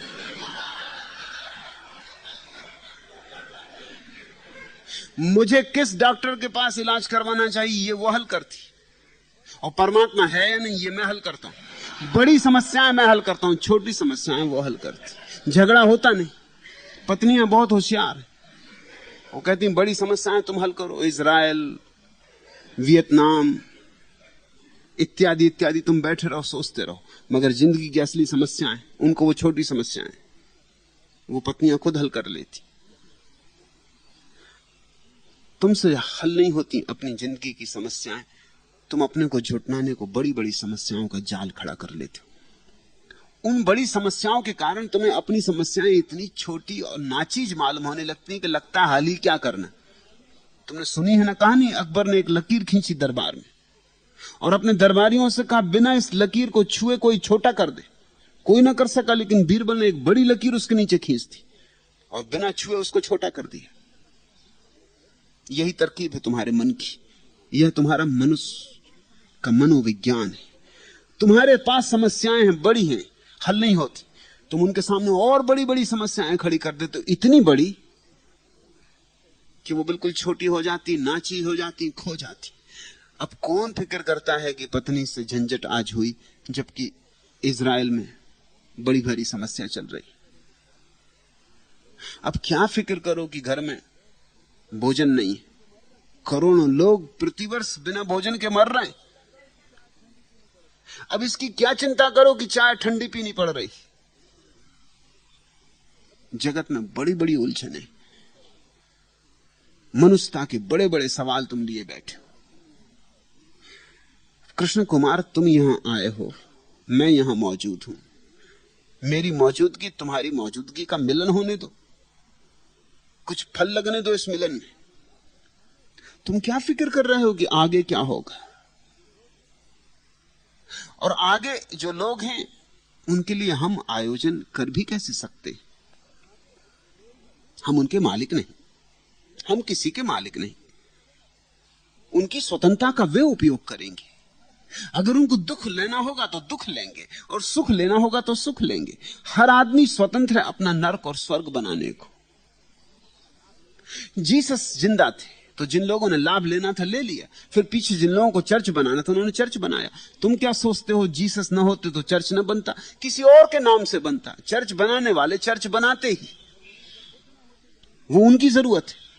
अगर बुद्ध ना होते तो तुम क्या सोचते हो बुद्ध धर्म ना होता? कोई और नाम होता, किसी और के बहाने बनता, किसी और के पीछे बनता। लेकिन जिनको बनाना था वो बनाते। जिनको पूजा करनी है वो पूजा करेंगे। तुम उनकी मूर्तियां तोड़ दो, वो पत्थरों की पूजा करेंगे। मैंने सुना है एक सूफी फकीर की एक आदमी ने बड़ी सेवा की, उसमें बड़ा खुश हो गया। जब जाने लगा तो अपना बड़ा कीमती गधा जिस पर वो सवार होता था उसको दे गया, कहा इसको तू संभाल। वो भक्त भी बड़ा प्रसन्न हुआ, वो भी उस गधे को प्रेम करने लगा था। फिर 2 साल बाद वो गधा मर गया। अब भक्त ने सोचा कि सूफी का गधा है तो कुछ न कुछ सूफी तो है ही। इतने बड़े गुरु का गधा, कोई छोटा मोटा गधा तो नहीं, कोई साधारण गधा तो नहीं, ऐसे अलौकिक पुरुष का गधा। तो उसने उसका सम्मान पूर्वक अंत्येष्टि की, कब्र बनवाई।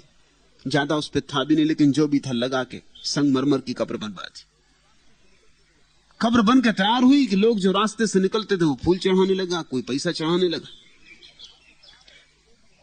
उस गरीब आदमी ने देखा कि ये भी बड़ा मजा है, मगर था फकीर, पहुंचा हुआ फकीर था गधा। अब पक्का हो गया। हम तो सोचते थे गधा ही है, कई दफे संदेह भी आता था कि गधा आखिर गधा ही फकीर का भी हो तो क्या होता, कोई सूफी के बैठने से सूफी थोड़ी हो गया। मगर अब पक्का हो गया कि सूफी था, पहुंचा हुआ सिद्ध था। लोग रुपए भी चढ़ाने लगे, मनौतियां करने लगे। लोगों की मनौतियां भी फलने लगी। किसी को बेटा नहीं होता था, बेटा हो गए। अब 10 आदमियों को बेटा ना होता, वो 10 जाके मनौती करेंगे, 5 को तो हो ही जाएगा। और ये कहानी पुराने जमाने की, जब कोई संतति नियमन इत्यादि भी नहीं था, तब 10 को ही हो जाता। किसी की बीमारी थी, अब बीमारी को ज्यादा देर थोड़ी रुकती। अगर तुम दवा ना लो तो भी जाती है, एक दिन दवा लो तो भी जाती है। बीमारियां ठीक होने लगी, बच्चे पैदा होने लगे, नौकरियां लगने लगी। वो गरीब आदमी तो धनी होने लगा। उसने पास ही एक अपना स्थान भी बना लिया, वो उस कब्र का रक्षक हो गए। कोई पूछता ही नहीं कि इस कब्र में है कौन। कोई 4-5 साल बाद तो वहां बड़ा महल खड़ा हो गया, धनी धन फैल गया। वो फकीर यात्रा को निकला था, हज को, गुरु जो गधा दे गया था वो वहां आके रुका। उसने तो देखा तो समझ में नहीं आया कि एकदम चमत्कार हो गया। उसने पूछा कि भाई यहां में एक आदमी छोड़ गए थे, गरीब आदमी, मेरी सेवा किया करता था। वो आदमी अब तो गरीब रहा ही नहीं था, वो तो सोने में मड़ा बैठा था, हीरे जवाहरातों के ढेर लगे थे। उसने कहा कि आप मुझे पहचाने नहीं, मैं ही वो गरीब आदमी हूं। एकदम उनके पैर में गिर पड़ा। गुरु को कहा आपकी बड़ी कृपा, आपकी कृपा से सब हो रहा, चमत्कार हो रहे। गुरु ने पूछा मगर हुआ क्या, कैसे हुआ? उसने कहा आपको एकांत में बताएंगे। वो जो आप गधा दे गए थे बड़ा पहुंचा हुआ फकीर था, वो मर गया। उसकी मैंने कब्र बनाई, उससे ये सब चमत्कार हो रहे हैं, होती जा रहे हैं चमत्कार, इनका कोई अंत ही नहीं, लोग बढ़ते ही जाते हैं, भीड़ बढ़ती जाती, मेरे संभाले नहीं संभल रहा है, अब आप कहां जाते हैं, आप भी यहीं रहो। वो फकीर हंसने लगा।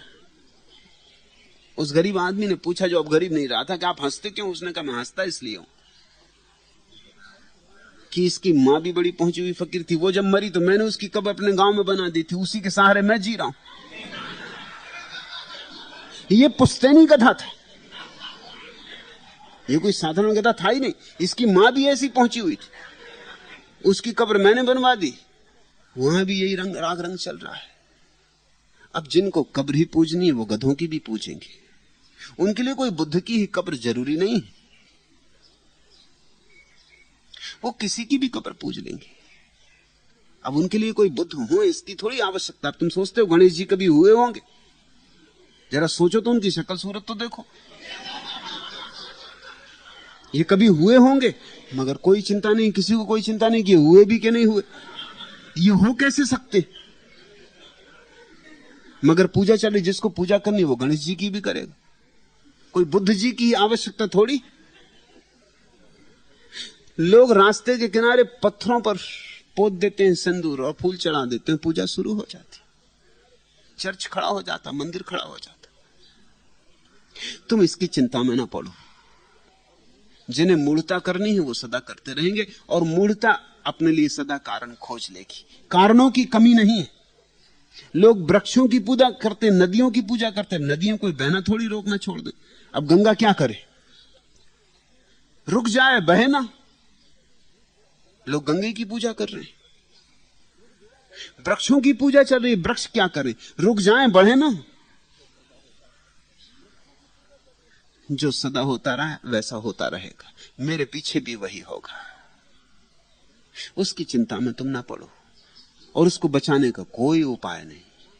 समझदार अभी भी लाभ ले लेंगे, ना समझ अभी भी वंचित रहेंगे, समझदार फिर भी लाभ लेते रहेंगे, ना समझ फिर भी वंचित रहेंगे। ये सवाल ना समझ और समझदारी का है। अब तुम इतना ही तय कर लो कि तुम्हें ना समझों के साथ रहना है कि समझदारों के साथ रहना, बस इससे ज्यादा तुम्हारे लिए कोई चिंता का कारण नहीं। ये संसार चलता रहेगा, चलता ही रहना चाहिए, और प्रत्येक व्यक्ति स्वतंत्र है। कोई गधे को ही पूजना चाहे तो ये उसकी स्वतंत्रता है, ये उसका जन्मसिद्ध अधिकार है, इसको तुम रोक कैसे सकते हो। कोई गणेश जी को ही मानना चाहता तो माने,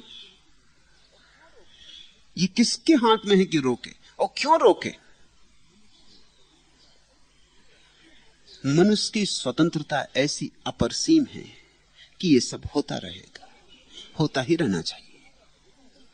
हम दिए जलाएं, लेकिन तुम पूछते हो जब दिया बुझ जाएगा फिर क्या होगा। फिर क्या होगा, जब तक दिया है तब तक उसकी रोशनी में कुछ पढ़ लो। तुम पूछते हो जब दिया बुझ जाएगा फिर क्या होगा, फिर लोग अंधेरे में कैसे पढ़ेंगे। तुम अभी उजाले में नहीं पढ़ रहे हो और तुम चिंता कर रहे हो अंधेरे में लोग कैसे पढ़ेंगे। अब अंधेरे में पढ़ने वाले अंधेरे की बात सोचें, और दिए हमेशा जलते रहेंगे। ये दिया बुझ जाएगा, कोई और दिया जलेगा। दिया सदा जलते रहे। जिनको पढ़ना है दिए की रोशनी में, वो सदा खोज लेते, वो दूर दूर से चले आते। तुम देखते हो यहां कहां कहां से लोग आए हुए, उन तक दिए की कोई खबर पहुंच गई। यहां जमीन के हर देश से लोग हैं, चले आ रहे हैं। जिसको तलाश है वो खोज लेगा। अब तुम भी नेपाल से चले आए हो, खाली हाथ मत लौट जाना। यहां प्रभु लुटाया जा रहा है, लूट लो। यहां कुछ रंग जाओ, इस रंग में कुछ जी लो जीवन।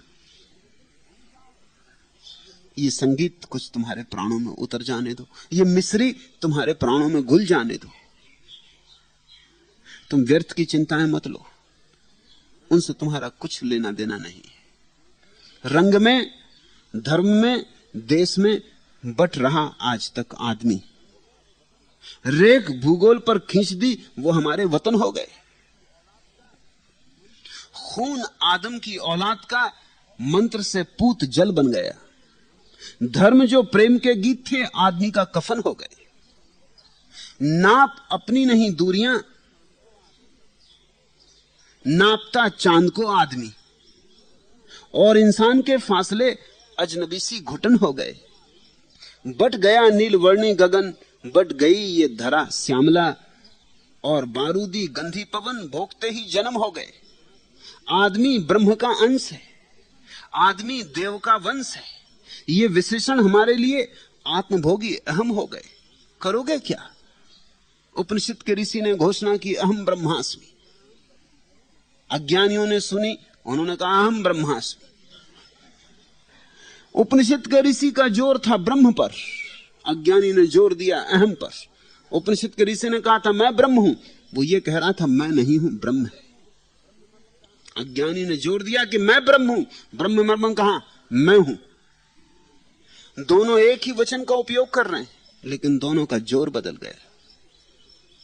अब क्या करोगे? क्या तुम ये कहोगे कि उपनिषद के ऋषि को चुप ही रहना था ताकि अज्ञानी ये अहम ब्रह्मास्मि की घोषणा ना कर सके? तो क्या तुम सोचते हो ये अज्ञानी कोई और रास्ता अहंकार का ना खोज लेता? कोई कमी थी? जिन देशों में उपनिषद नहीं पैदा हुए वहां अहंकारी नहीं है, लेकिन उपनिषद के ऋषि ने तो घोषणा कर दी, अब जो पीले पीले, जो लाभ ले ले ले ले। ना समझ जहर को भी, समझदार जहर को भी औषधि बना लेते, और ना समझ के लिए औषधि भी जहर हो जाती। करोगे क्या? मुझे जो कहना है मैं कह रहा हूं, तुम्हारे मन में बैठ जाए तो सुन लो और संभाल लो। भविष्य की तुम चिंता ना करो, उसे परमात्मा पे छोड़ो। इतना तो करो कम से कम, और कुछ मत छोड़ो। भविष्य को परमात्मा पे छोड़ो, फिर जो होगा होगा, जैसा होगा होगा। हम जितनी देर यहां हैं, हमसे जो बन पड़े, हमसे जो हो पड़े, वो हम कर ले। उतने से ज्यादा आदमी का बस नहीं, उससे ज्यादा सिर्फ अहंकार है।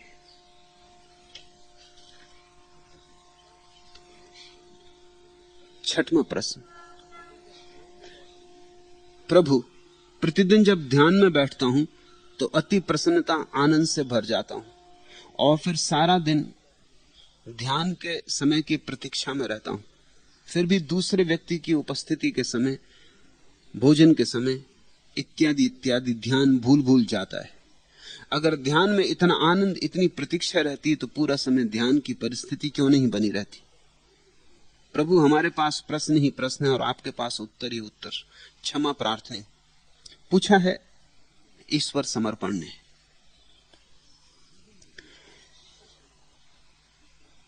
समझना, जीवन में हमेशा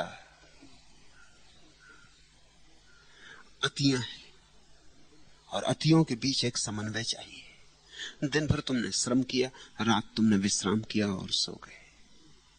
असल में जितना गहरा श्रम करोगे उतनी ही रात गहरी नींद आ जाएगी। ये बड़ा अतर्क है। तर्क तो ये होता कि दिन भर आराम करते, अभ्यास करते आराम का, तो रात गहरी नींद आनी चाहिए थी। क्योंकि जिसने दिन भर अभ्यास किया विश्राम का, करबटें बदलता रहा, बिस्तर पे पड़ा हुआ, बहाने करता रहा सोने का, उसको गहरी नींद आनी चाहिए रात में। तार्किक तो यही होता, क्योंकि दिन भर बेचारे ने अभ्यास किया सोने का, इसके अभ्यास का फल तो मिलना चाहिए। मगर जो दिन भर बिस्तर पे पड़ा रहा वो रात सो ना सकेगा, सोने की जरूरत ही पैदा नहीं। विपरीत से जीवन चलता है।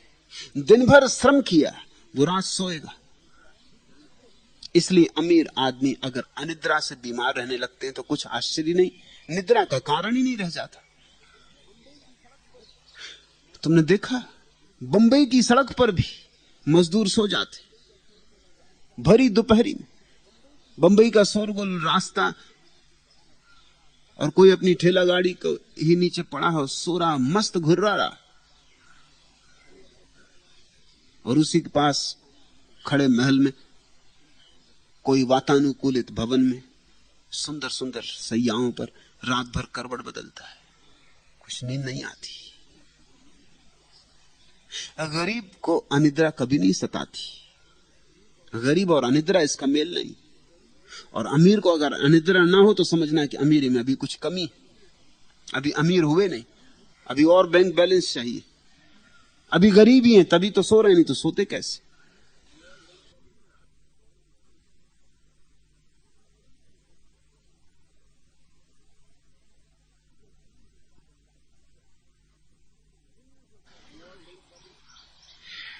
दिन में जो श्रम करता है वो रात विश्राम करता है। श्रम और विश्राम का तालमेल है।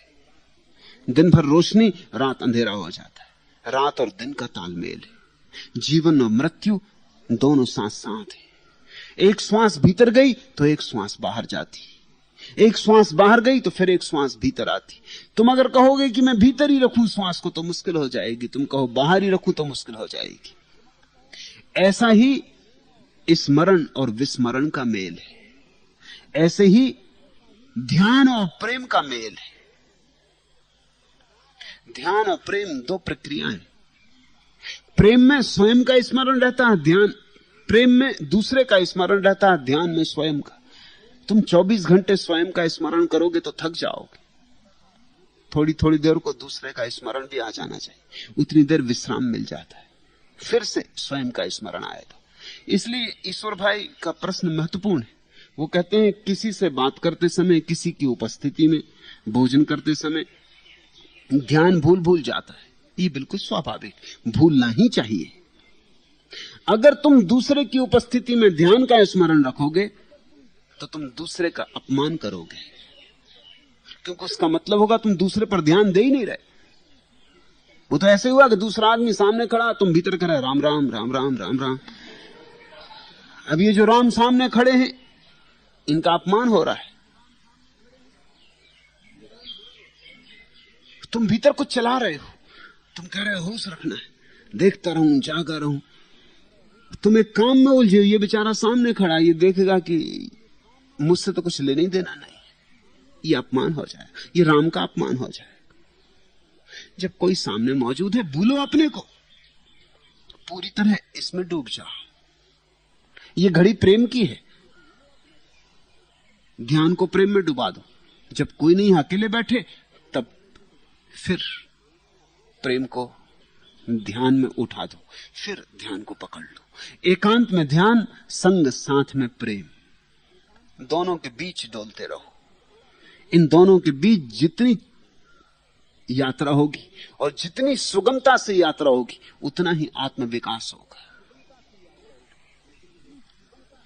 ये दोनों ऐसे हैं जैसे घड़ी का पेंडुलम बाएं जाता है, दाएं जाता है, बाएं जाता है, दाएं जाता है। घड़ी के पेंडुलम को बीच में पकड़ लो जोर से, घड़ी ठप, फिर घड़ी नहीं चलेगी।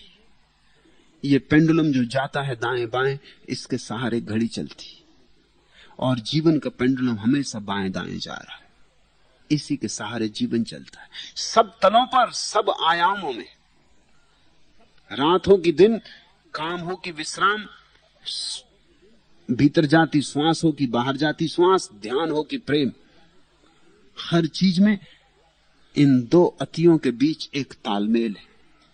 संगीत पैदा होता है ध्वनि से और शून्य के मिलन से। ऐसे ही जीवन का संगीत पैदा होता है प्रेम और ध्यान से। दोनों को संभालो, जब अकेले तब ध्यान में, जब कोई मौजूद हो तब प्रेम में। जब प्रेम में तो अपने को बिल्कुल भूल जाओ, और जब ध्यान में तो दूसरे को बिल्कुल भूल जाओ। और ये रूपांतरण इतना सहज होना चाहिए, इतना तरल होना चाहिए कि इसमें जरा भी अड़चन ना हो। ये सहज रूप से हो जाए, जैसे तुम घर के बाहर आते, भीतर जाते, जैसे श्वास लेते, श्वास छोड़ते, इतना ही सहज होना चाहिए। मैं तुम्हें ध्यान और प्रेम दोनों की अति एक साथ सिखाता हूं। जो अकेला ध्यान करेगा उसके व्यक्तित्व में थोड़ी कमी रहेगी, वो रूखा रहेगा। इसलिए अगर जैन मुनि तुम्हें रूखी मालूम पड़ते, बौद्ध भिक्षु रूखे मालूम पड़ते, तो कुछ आश्चर्य नहीं।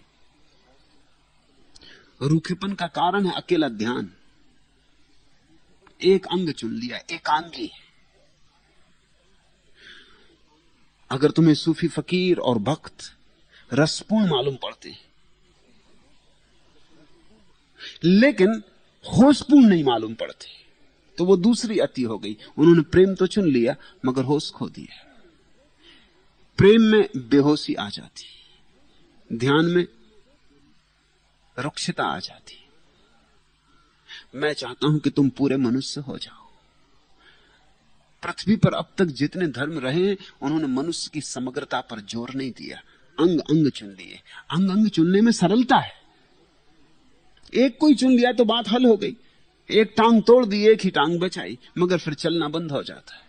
एक पंख काट दिया, एक ही पंख बचा लिया, मगर फिर उड़ना बंद हो जाता है। ये पृथ्वी बहुत धन्यभागी हो सकती है अगर दोनों पंख, उन पंखों का मेरा नाम है ध्यान और प्रेम, दोनों को संभालो। दोनों के बीच एक तारतम्य, एक छंद पैदा करो। दोनों के बीच लयबद्धता को आने दो। उन दोनों के बीच तुम तीसरे को पाओगे, वही साक्षी है। उन दोनों के बीच जितना डूब जाओगे, जितना सरलता से स्वस्फूर्ति से लीन हो जाओगे, उतना ही जल्दी तुम पाओगे तीसरा पैदा हो गए। तीसरा पैदा ही तब हो सकता है जब दो की पूरी सरगम बैठ जाए। उस तीसरे का नाम साक्षी है, वो पराकाष्ठा है, वही समाधि है, वही ब्रह्म अनुभव है, वही बुद्धत्व है, वही जिनत्व है। आज इतना ही।